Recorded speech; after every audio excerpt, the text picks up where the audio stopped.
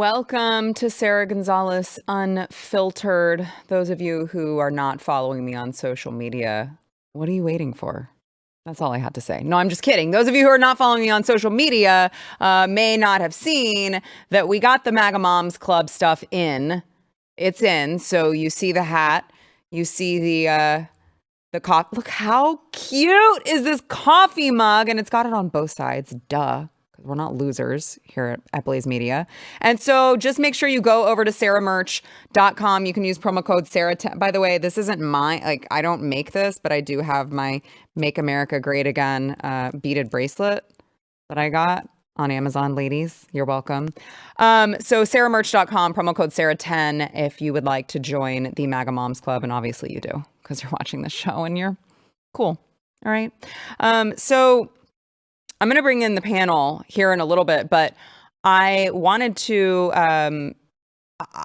go through, I got on social media this morning and I was watching all of this footage of South Korea, the civilians just being completely overtaken by the military when apparently the government declared martial law. It's just really, really wild scene over there in South Korea. Here's some of that. 미친 새끼들이에요, 여러분들.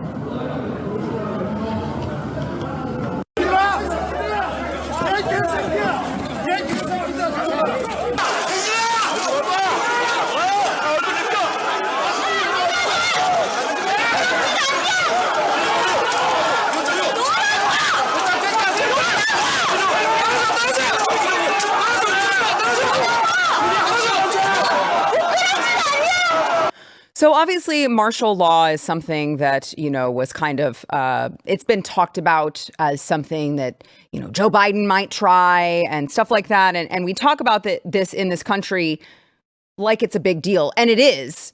And so I was looking at this and I was like, okay, the first martial law declaration in like 4 decades in South Korea. This is a place that in the 80s, they had this military dictatorship, but now they have a government that resembles a lot more closely with ours. And so I'm looking at this and I'm like, what the hell's going on in South Korea that would make their government behave that way towards their own citizens? Because you look at South Korea, globally, they're ranked first in education, first in soft power, fifth in military might, sixth in innovation. This is one of the most developed countries in the world. So why are we seeing the military come out in the streets and rise up against its own people? Why is that happening? Well, when you look at what's happening in South Korea, I would say this is like a perfect storm of political, economic, and national security unrest. So let's go back here for a second to 2016. Okay, the Democrat Party took a majority in the South Korean parliament. Now, these are the progressives, whereas the People Power Party are what you would call the right wing of South Korea. They are predominantly a right of center country. But those Democrats took power, okay? May 10th, 2022, Yoon Suk Yeol of the People Power Party was elected president of South Korea. And since then, 2022 to present, we've had inflation that has skyrocketed. There's been a 9-point increase on the CPI. August through November 2024, he struggled to push his agenda with healthcare, housing supply, education overhaul. His approval rating just kept dropping. And so come December 3rd, he accused the Democrat Party of being North Korean sympathizers and a threat to national stability. Now, I will say there actually may be some truth to this claim because in March 2024, a Democrat Party leader was implicated in a property development scandal and also implicated in June in a bribery scandal with a company that had ties to North Korea. So who knows? But the point is, within 10 hours of him making this accusation, he just up and declared martial law just like that. So he says, "Dear citizens, I am from threats from North Korean communist forces protecting a free republic of Korea. They are plundering the freedom and happiness of our people. Shameless. Eradicate pro-North Korea and anti-state forces at once." We declare an emergency concept to protect the free constitutional order. Constitution. I am, through this emergency concept, falling into the abyss of all nations. We will rebuild and protect a free Republic of Korea. To this end, I am the culprit of all nations who have committed rebellion so far. We will definitely eradicate anti-national forces. This is from the actions of anti-state forces seeking to overthrow the system, freedom, and safety of the people, and enduring national sustainability to future generations.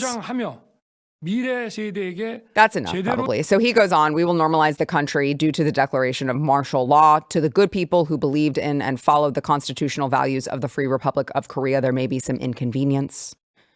So he goes on. But when you look at their system of government, this is why this should alarm you, okay? They have a system, as I said, that's a president, right? You heard him referring to a constitutional right.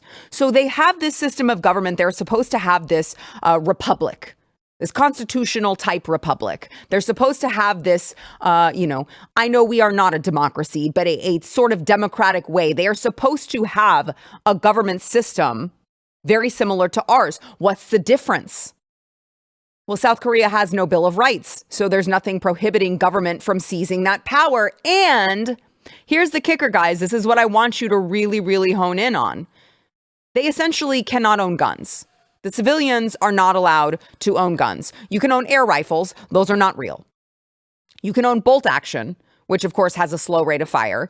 And so they can own, they're very, very limited in the guns that they are able to own.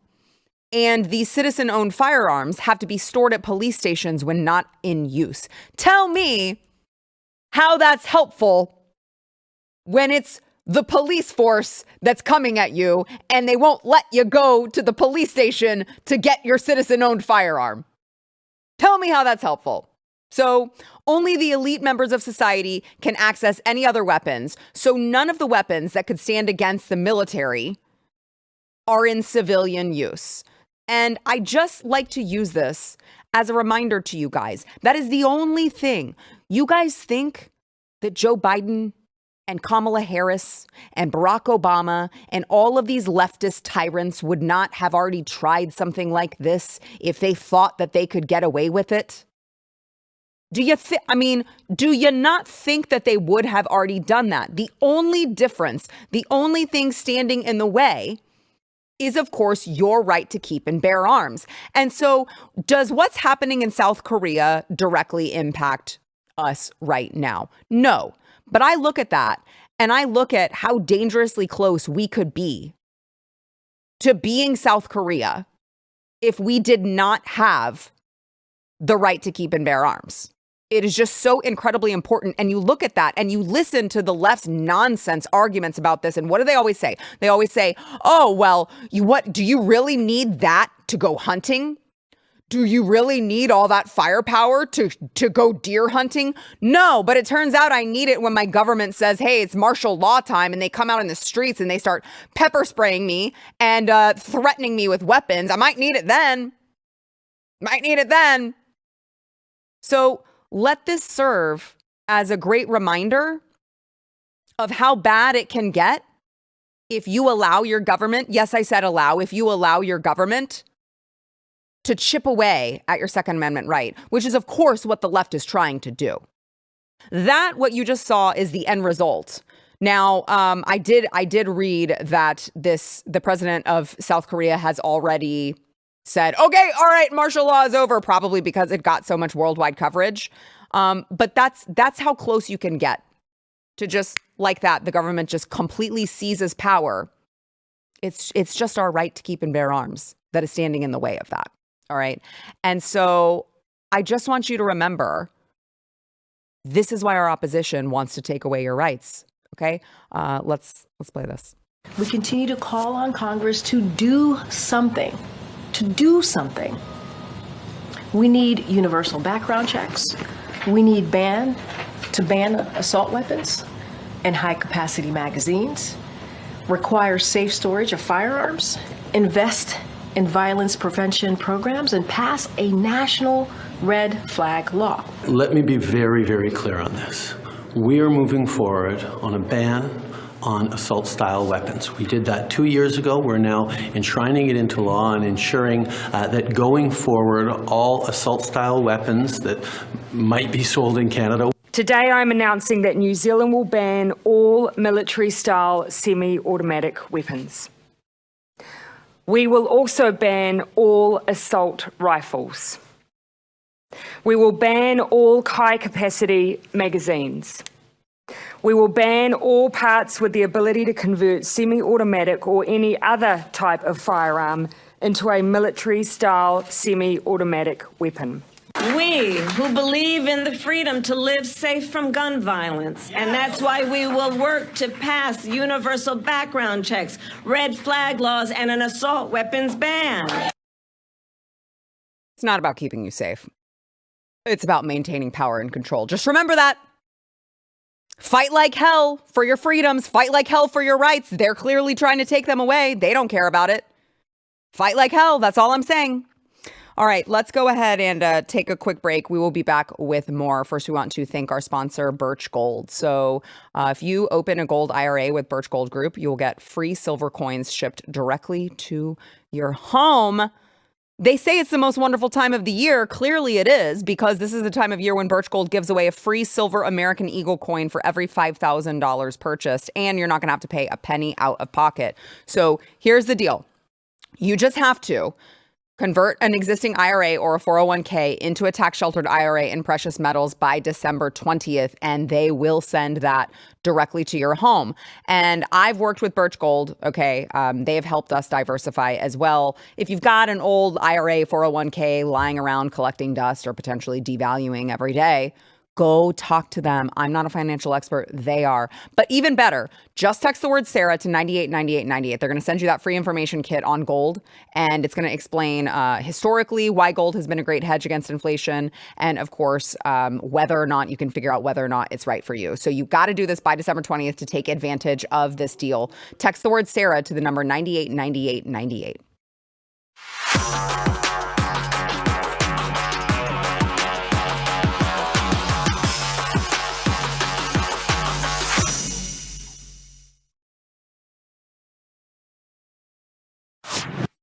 All right, welcome to the panel today. We have Logan Hall, Blaze Media's digital strategist, along with Eric July, Blaze TV contributor, and of course, founder of Rippaverse Comics. Thank you guys for being here. So I just talked about what's going on in South Korea, and we just mentioned it off air. And I was like, that's what the Second Amendment is for, to protect us against governmental tyranny. And Logan's like, yeah, but it's already happening and we're not doing anything about it. And I was like, cool, Logan, that's awesome. Thanks. I needed that black pill. Just a resident black pill. I needed that black pill. Thanks a whole lot, Logan. So I want to play this video. This was released yesterday. I think that here in America, obviously, we have a lot of problems, and I think sometimes we forget existing problems that have been existing for long enough that you're like, oh yeah, that's actually still happening. Hamas is still holding our citizens hostage. It's kind of a big deal to me.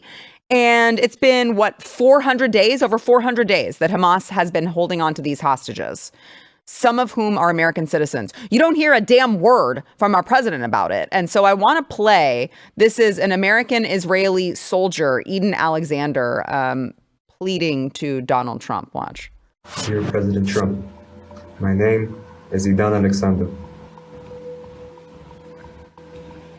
I am an American Israeli citizen currently being held captive in the Gaza Strip.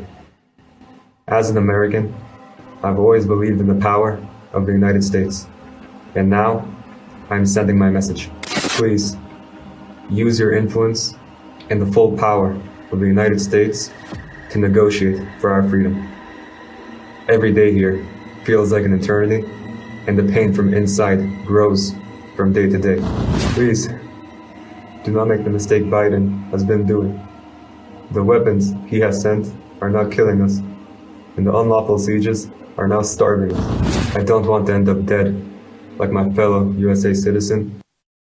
Now, there's just something that is particularly enraging to me about Donald Trump now being the guy that everyone's turning to clean up after Joe Biden, right? Like, how much pressure is that? It's just like, oh, cool, this guy just everything up for 4 years. Now it's your job to fix it. However, I want to read to you what he said on Truth Social. He responded pretty quickly. He said, everybody is talking about the hostages who are being held so violently, inhumanely, and against the will of the entire world in the Middle East, but it's all talk and no action. Please let this truth serve to represent that if the hostages are not released prior to January 20th, 2025, the date that I proudly assume office as president of the United States, there will be all hell to pay in the Middle East and for those in charge who perpetrated these atrocities against humanity. Those responsible will be hit harder than these times like these, I wish that I had a good Trump accent. Those responsible will be hit harder than anybody has been hit in the long and storied history of the United States of America. Release the hostages now. If I were them, if I were Hamas, I would be taking that quite seriously, considering Donald Trump's past with, issues such as these. Maybe a flashback here to how he dealt with al-Baghdadi. So here you have, of course, the Special Forces raid. And they're going in here. Last night, the United States brought the world's #1 terrorist leader to justice. Abu Bakr al-Baghdadi is dead. He will never again harm another innocent man, woman, or child. He died like a dog. He died like a dog. He died like a dog. So, I mean, I'm just saying, I wouldn't screw with President Trump. It's an interesting... Eric, had you forgotten about that, Eric? I did forget about that. Oh, man, that's so funny. He died like a dog. That's crazy, man. And so I think, when you look at Donald Trump's past, his history with issues such as these, it just is really... I think it's wild that, obviously Hamas had this guy make this video thinking that Donald Trump is going to be not pro-Israel. He has a pretty strong track record there. So instead, Donald Trump's like, no, I'll just blow you into oblivion if you don't release the hostages. Period. Yeah, this is kind of in the vein of Reagan said this when Iran took hostages under Jimmy Carter. Jimmy Carter, famously very weak president. Even though I think there are some admirable qualities about Jimmy Carter. I don't want to crap on Jimmy Carter too hard.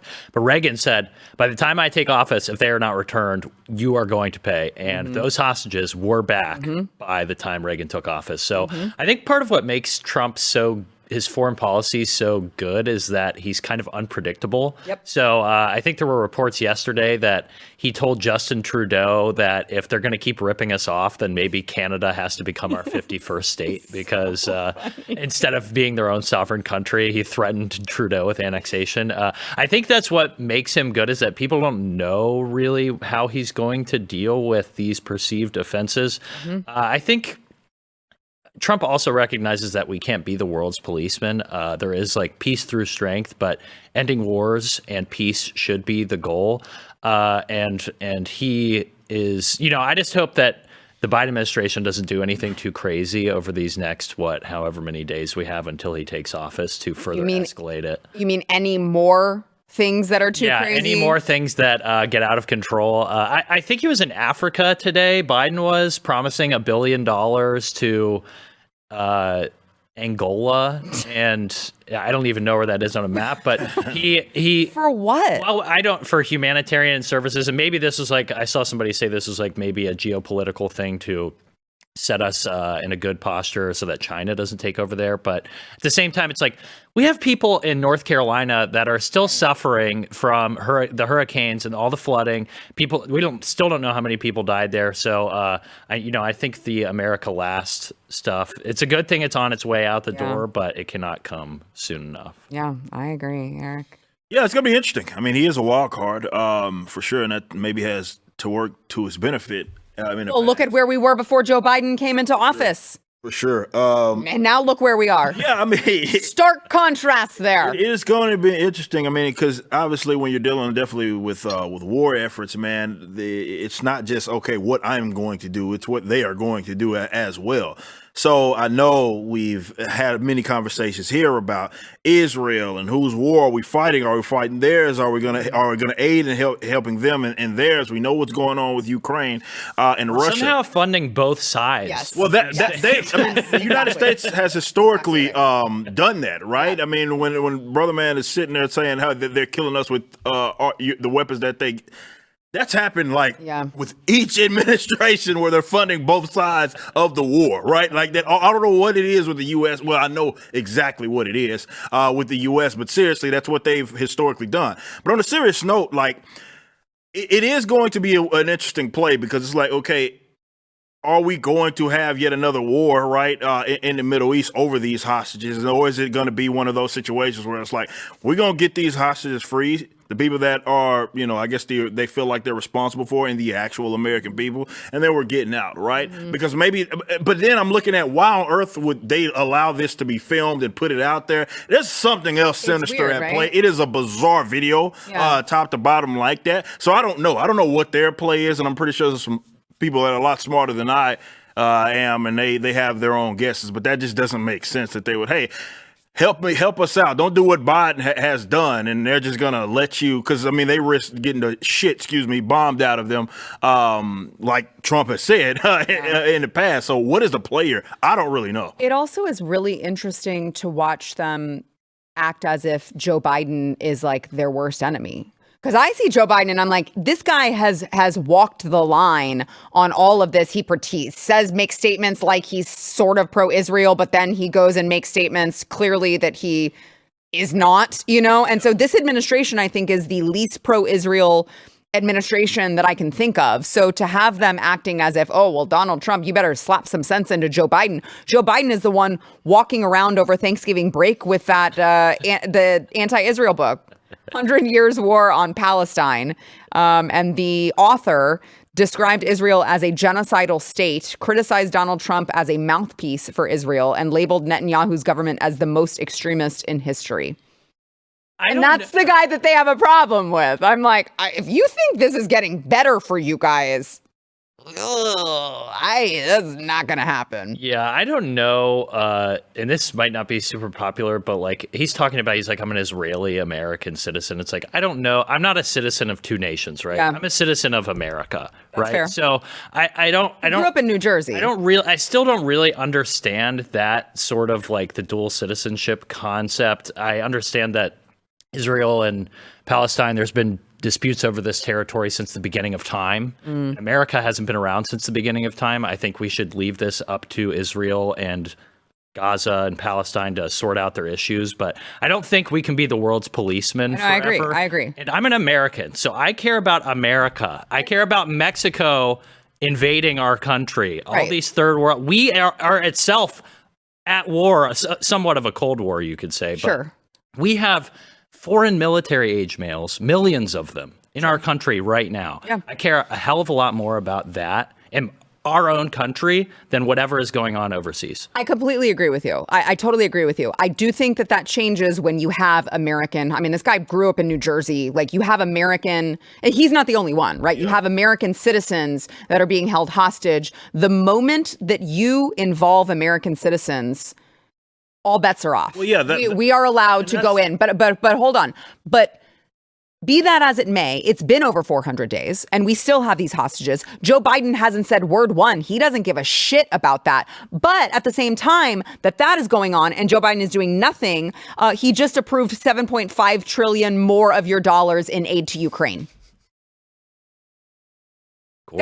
It's like, so he is approving for all of your money. He's approving for long range missiles to go to Ukraine. He's approving for all. How many billions of dollars are we at now sending to a war that has nothing to do with us? But you have American citizens that are still in Gaza for over 400 days and nothing.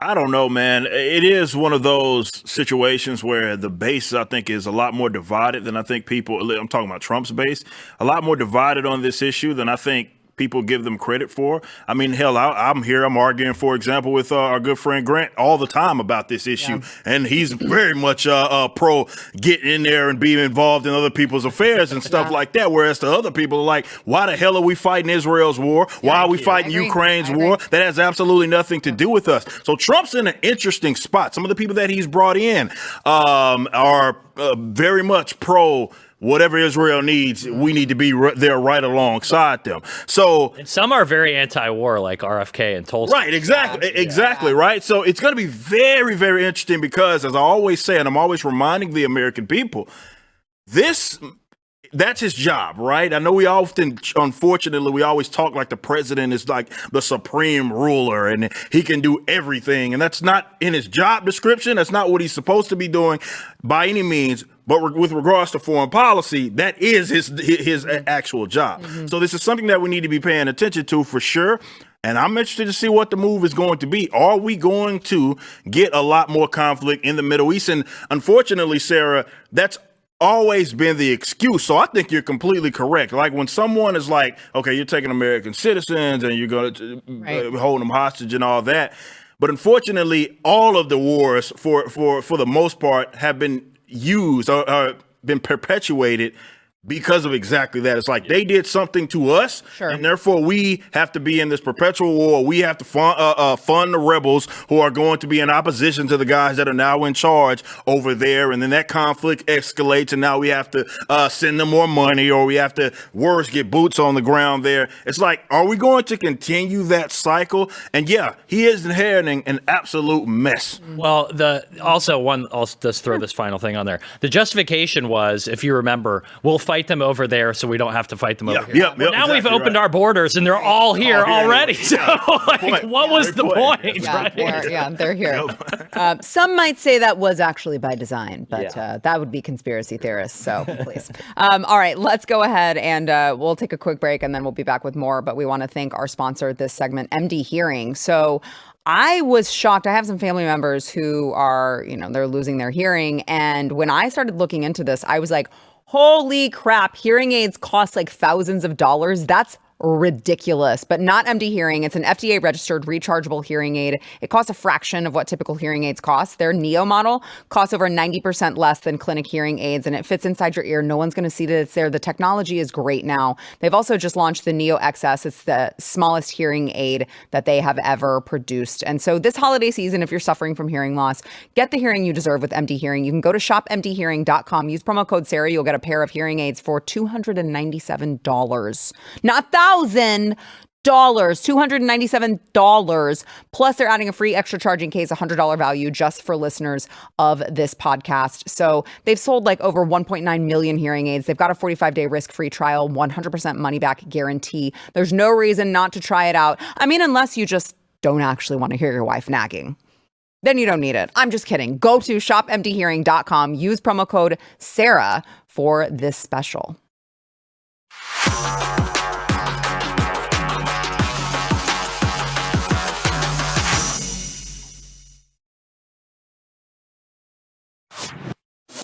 So yesterday we talked about Joe Biden pardoning Hunter. You know, the thing that he said that he would never do, and like multiple spokespeople said he would never do it. And like also Democrat lawmakers said that he would never do it. And also the leftist mainstream media said that he would never do it. And then it was like this split-second decision. Well, except that it wasn't.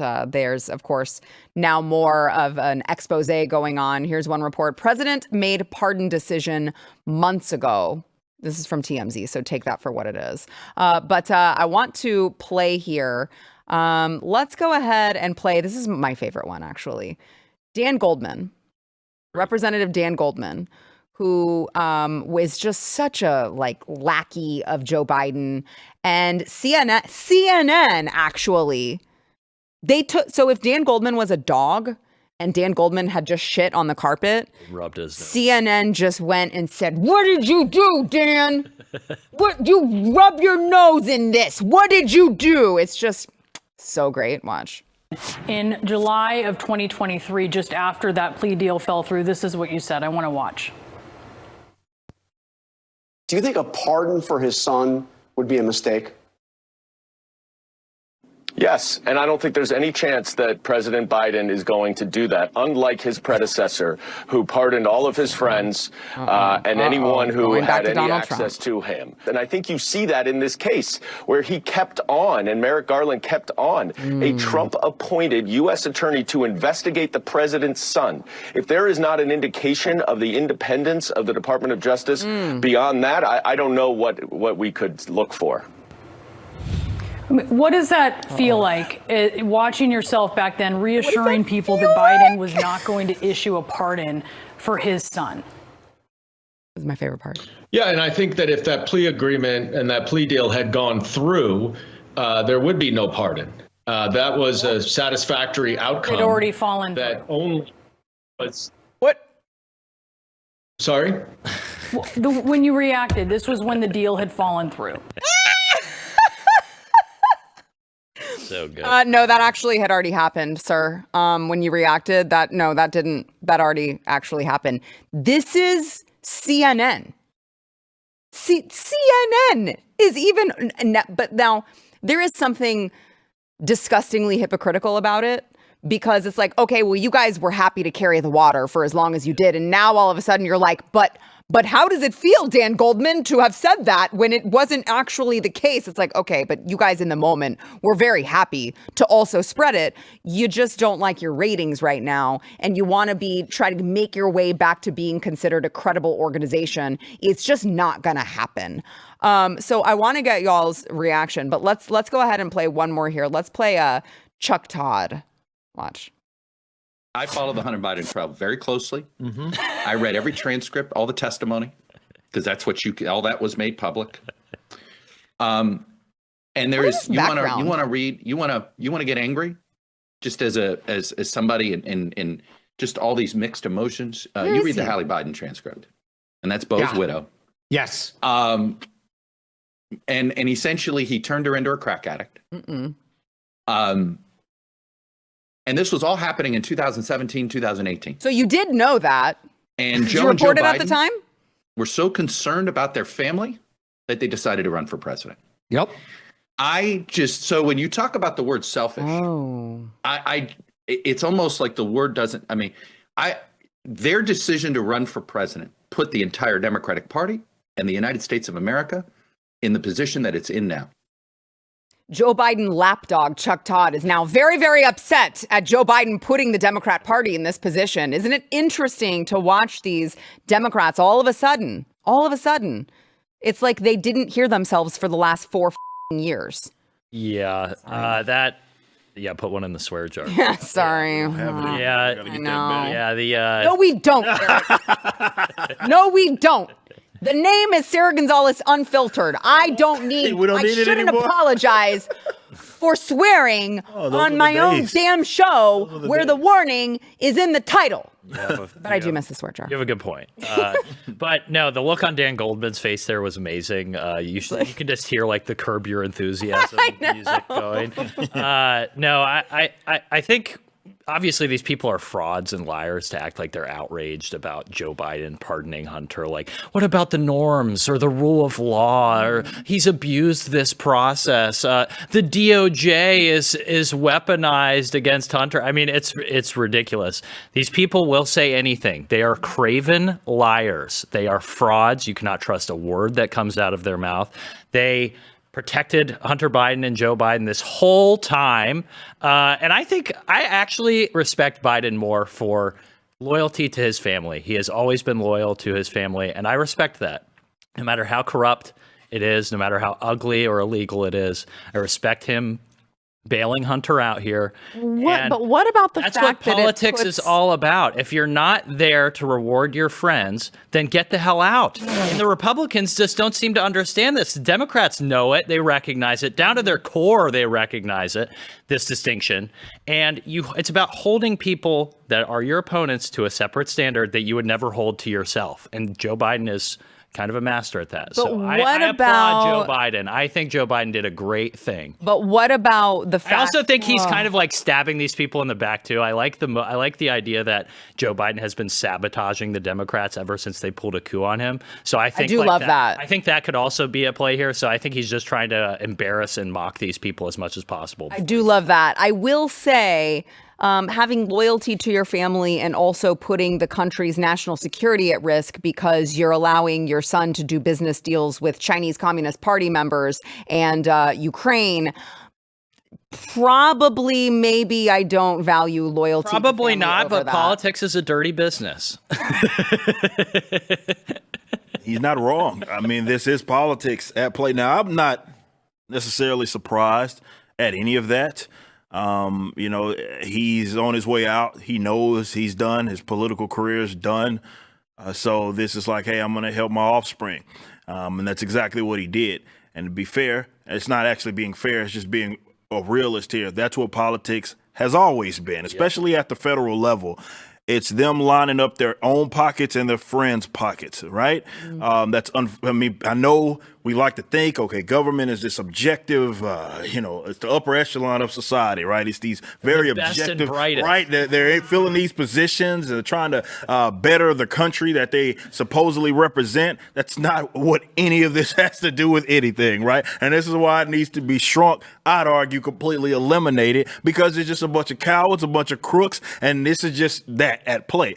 Now, regarding Chuck Todd, because you brought up an interesting point. He talked about, I was seeing this stuff. I knew in 2018 he did this. Right. He was selfish. Chuck Todd carried a whole lot of water for this administration. Mm-hmm. So it is. I know what he's trying to present it as is. He learned this stuff during the trial, right? As if they knew absolutely nothing prior to it. They didn't know anything about Hunter Biden being a crook. They didn't know anything about Joe Biden being a crook. So now he's saying like, well, they set us up for failure, right? Because now it came back to bite us. Now we have Trump presidency again. So it was selfish for him to win, but he wasn't selfish when you were carrying all that water. And we should not let these idiots forget any of that. But leftists do that. I mean, they understand that they're hypocrites. They just don't care. Okay. Mm-hmm. So when you have people right now, right? I mean, there's like, you go on Twitter right now or X or whatever you want to call it. You see a lot of these posts with these leftists that explicitly stated the opposite, right? They said that, no, he would never do it. He shouldn't do it. This would be a mistake if they pardon. And now it's a great thing. It's fantastic. Of course he was going to pardon his son. And it's like, wow, that is very hypocritical. But then I'm always having to remind myself and others, they don't care about that. No, that's not a value that a set of ethics or anything that they hold true to being a hypocrite. They say whatever is advantageous to them at the time, right? So if that means taking the side of let's say this, taking the opposite position of what you had yesterday, right? They would do that if it's advantageous to them. I totally agree. I've been thinking a lot about this because we had Steve Baker and Matt Marsden on yesterday, and Steve Baker was like, I would pardon my son. Well, yeah. And Matt Marsden was like, I don't know that I would. And I've thought a lot about this. Obviously, I'm the mom of 2 boys. And I'm like, I think it depends on the crime, but I just have a different style of parenting than Joe Biden because Joe Biden seems to have coddled and enabled his son's bad behaviors, whereas I really would like to believe that I would be like, you did the crime. Like, I'm not bailing you out. Like, I always think, like, what if they did something, my kids, they're growing up. What if they did something and they ended up, they got arrested or whatever?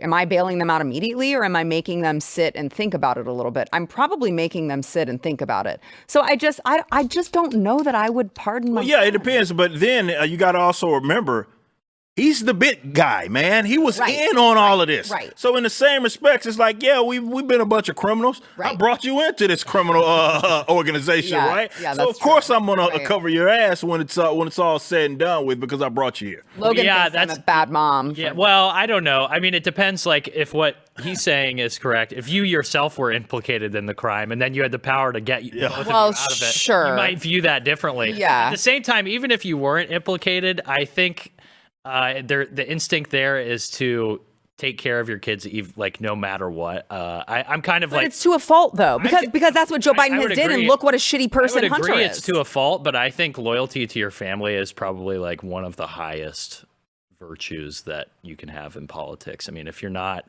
who else are you going to be loyal to? But aside from your own kin, I mean, you're dealing with all these swamp creatures all the time.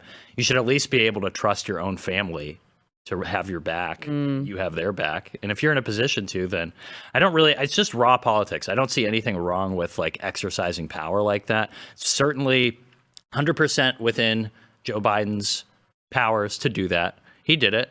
And I respect that. You have to take care of your own. And Democrats do this very, very well. Republicans do not. This is sort of my problem. And so I think when you take care of your own, that's kind of how politics works. He did do it. He did extend it back to 2014, interestingly enough, when all of the Ukraine What's going on in 2014? The Burisma stuff happened. So I'm gonna just propose a plot twist that he just pardoned Hunter for all of those things, but Hunter can still go into the subcommittee and now be compelled to testify on what actually happened in Ukraine, and he can't use the, They're also saying maybe Joe Biden's brother should come to testify if he doesn't pardon him, but then some people are predicting that he will pardon his brother as well. We'll see. I'm sure. I mean, what's going to stop him at this point is like, I already pardoned Hunter. I'll just pardon my whole damn family. Why not?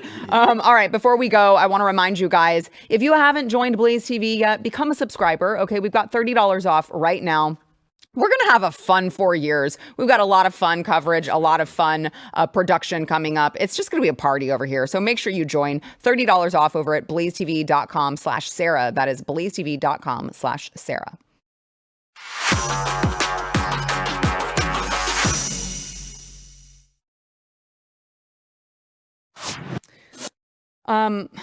Logan, I always love it when you're here. So I mean no disrespect here. I am so happy that Eric is here today because Eric and I share a certain bond that we sat right over there throughout 2020 and 2021 and 2022, and we lived this pandemic. Yep. And we were here, by the way, we were told we were the essential employees, but like we were the ones who were forced to come up here and risk potential exposure to each other to give you guys a show. So I would argue we were the non-essential employees. The essential employees stayed at home. But we sat up here and we talked about this every single day. Yep. And so I'm so happy that you're here today. The day that the Select Subcommittee on the Coronavirus Pandemic released their final report. And you guys are going to be so shocked to hear. Page 1, finding SARS-CoV-2, the virus that causes COVID-19, likely emerged because of a laboratory or research-related accident. No shit. And so just for funsies, let's play a little montage of Fauci completely lying to the American public for the last 4 years. Watch. I have always said that the high likelihood is that this is a natural occurrence, that the NIH has not ever and does Remember, not now he was writing emails that indicated that he did not actually believe what he's saying right now. In the Wuhan Complete Institute, that the most likely origin is a natural origin from an animal reservoir to human. So Dr. Redfield was mentioning that he was giving an opinion as to a possibility. But again, there are other alternatives, others that most people hold by. Where did this virus come from, do you think, today? Did it come from a lab? Was it man-made? And you have animals that come out of the wild that are sold at these open, what they call them, wet markets. I think they should shut down those things right away. I mean, because what we're going through right now is a direct result of that. Let me finish. You take an animal virus and you increase its transmissibility to humans. Right. You're saying that's not gain of function? Yeah, that is correct. And Senator Paul, you do not know what you are talking about. That's not an argument, Fauci. And I want to say that officially. That only occur in animals. Turns out he did. And they increase their transmissibility to humans. How you can say that is not gain of function? It is not. It is. Literally what the definition. It is. Your responsibility for 4 million people dying around the world from a pandemic. So just remember, never forget, never let these people live down what they did to you. And that man right there, who I have called, and I stand by my remarks, as potentially the greatest con man in American history, that man sat there and lied to the American public while he knew that he was funding funding gain-of-function research in Wuhan. Yes. Where there just happened to be a lab like a mile down the road from where they finally traced COVID. So he knew this entire time that this was all of his doing, and he tried to argue that this was not the lab. Oh, and by the way, he advocated for your life to be shut down. Yeah. Never let them forget that. Fauci belongs under a prison. That's what not in it, under it. I've made that claim. I made it early on. I mean, he didn't just screw this up. If you go way, way back in the gap, he screwed up the AIDS stuff too. So yes, he's somehow, I mean, one of the highest, if not the highest. He was the highest paid. At one time, he was the highest paid federal employee, and he's been there for an eternity.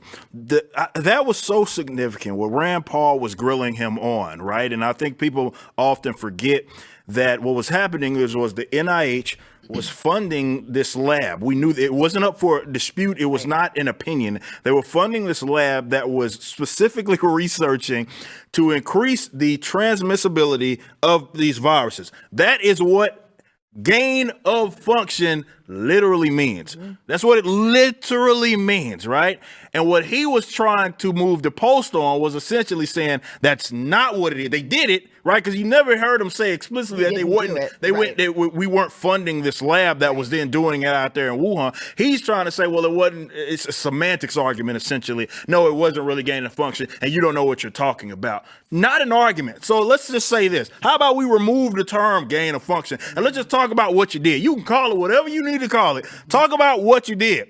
Is that not messed up? Yeah, of course it is. And the fact that this man was able to walk free like nothing happened. He was on all the magazines and everything. They love the sexiest man alive. Right? They love this man, right? Yeah. Throwing the first pitch, though it seems like he's never thrown a damn baseball in his life. Throwing first pitches, all of that good stuff. And it was like, it never happened. Yeah. He facilitated what, and I think people often forget that bull crap that we went through. Yeah. And I know we kind of got it a little lighter than what other folks did because we were out here in Texas and we were doing the show right over there every day, calling this nonsense out. There were even people that were part of our base that thought we were the crazy ones. I think we kind of got vindicated there for sure when we were talking about what was going down. So if we could predict what was happening, this guy, I'm not a doctor, right? Yeah. I'm just looking at all the data.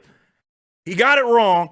And it's not just that he got it wrong. He kept lying about it time and time again, just like he lied about the general transmissibility and what even the vaccine as far as what it was going to prevent. That man is one of the most evil pieces of shit to ever walk the planet, and he deserves to be under a prison. And Logan, we got about a minute left here. I didn't realize you guys would get deplatformed on social media. I didn't realize you guys had such strong feelings about this. But remember when he said, I am the science if you're questioning your president? Yes. That was crazy. Also not an argument. I would recommend to the audience to go watch BlazeTV's Cover Up. We get into a lot of detail about it there. Pretty sure Joe Biden honored Fauci the other day at World AIDS Day. So that's oh my God, what? Kind of weird. But you're right. Like this was actual tyranny, and nothing, like we were talking about earlier, this was tyranny, and nothing will change. They will do this same sort of power grab over and over again, unless a lot of people go to jail. Yeah.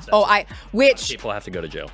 That's why Robert F. Kennedy Jr. at HHS is so huge, because I don't think that man's going to let it go. No. So I look forward to seeing what happens to Anthony Fauci, and I hope that the punishment is severe. Thanks, guys.